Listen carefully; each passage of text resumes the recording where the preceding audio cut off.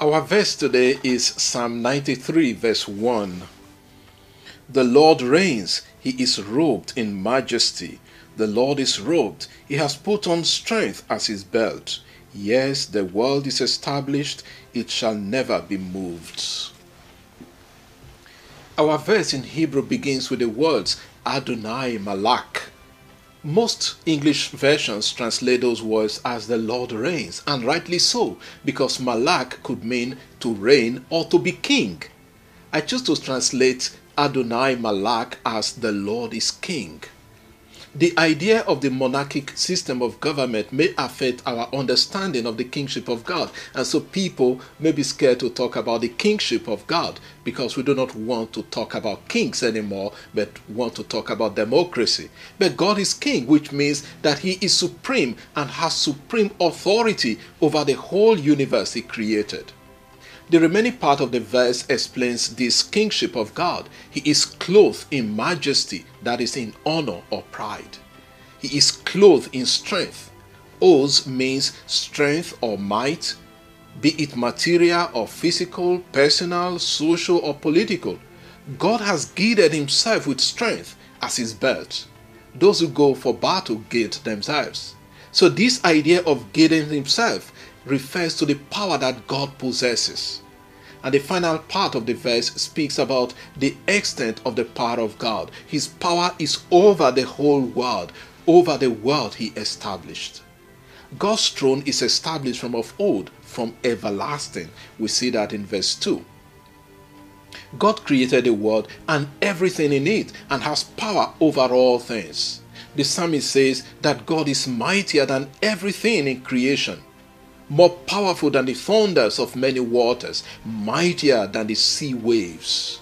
And because God created the world and has power over it, our translation says it cannot be moved.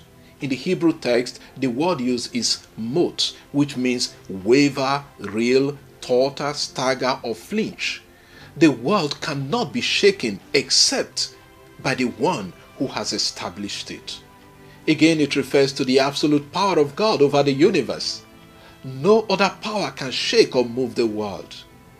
This verse is crucial for us today in a world where people forget that their power and authority is transient and that every power should bow to the power of God, especially in our politics where people think that they have absolute power. Today, when we talk about climate change and saving the universe and yet forget the creator in our discourse, I wonder if we can get to where we aim. What will make people respect the climate is first acknowledging the purpose of creation and then turning to the creator by respecting his work of creation.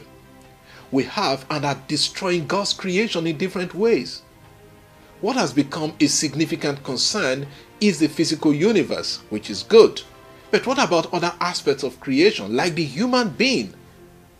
We cannot save the universe if the world produces human beings that stand against the Creator's work. By this I mean our leaders. Some of them pursue policies and projects that destroy human lives. What about production of nuclear weapons? If so, the craze for preserving the universe will be far from what God wanted when he gave the human being the custodian of creation. For me, the starting point is the realization that God is the king of the universe, and we all must key into the plans of God. Lord, may we acknowledge you as the king of the universe and submit to your authority and guidance. Amen. God bless you. Have a pleasant day.